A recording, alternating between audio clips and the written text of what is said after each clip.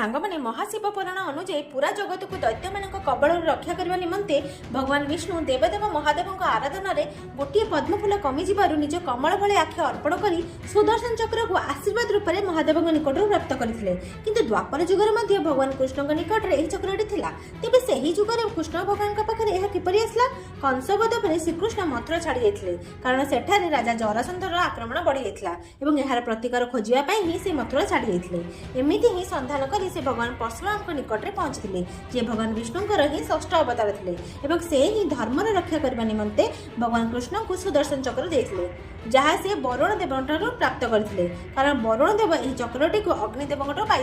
अग्निदेव भगवान विष्णु प्राप्त करते से ही सुदर्शन चक्र जहाँ देवदेव महादेव द्वारा त्रिपुरासुर वध करने निमंते निर्माण कराइला तेबे यह चक्र व्यवहार सर्वप्रथम श्रीकृष्ण जादव सेना और कौरवरी राज्यर सम्राट शृगाल मध्य रही युद्ध करते।